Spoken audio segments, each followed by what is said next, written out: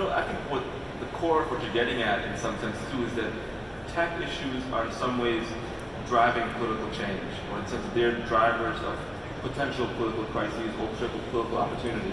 So when you have a forecast like that, which some people could be, it could create anxiety about the future, how do you plan ahead maybe 20 years for the future when maybe 30% of jobs are lost due to tech?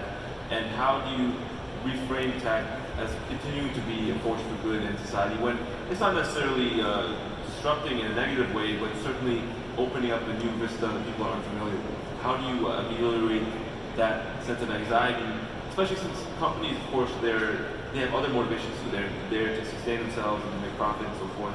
How do you balance this division? I've had the unique opportunity to be President Macron's French Tech ambassador. Can you imagine the U.S. having a German or a French person, our ambassador? And it shows you how countries are changing. He clearly understands the effect of technology, and that's why he did the conference, Tech for Good or Tech for Bad. And he challenged both the large companies and the smaller companies to change it. But if you want one role model in the world that's doing it the best, watch what Prime Minister Modi is doing in India. He's digitizing his entire country. He understands the importance of startups where jobs will be created. He knows the large companies probably will not add headcount during the next decade.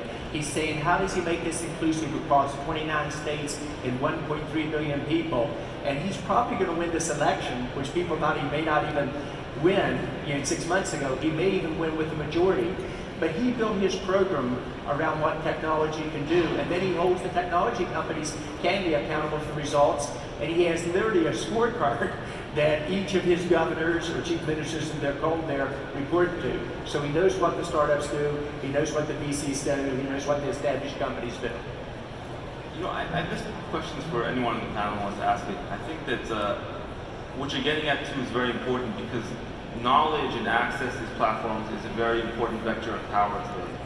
And this power has diffused itself around the world, and including countries where 20 and 30 years ago there was a great disparity. So for instance, China or Russia, for instance, has access to technology which they didn't, and in many ways puts them on par with the United States. And their political cultures are not progressive in the sense that they're not democratic, and they open up these technologies to potential abuses, and in some cases in China you're seeing current abuses.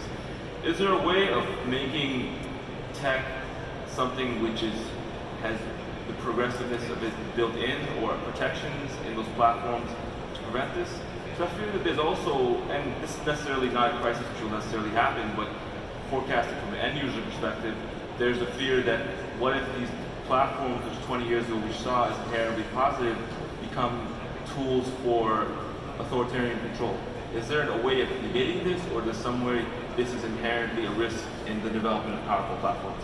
I think it gets back a little bit to what you were saying earlier, which is to ask the hard questions, right? As companies, I think you have to have a value set, right? Like, what do you really believe in? What do you stand for? What are the lines that you're willing to draw or not willing to draw?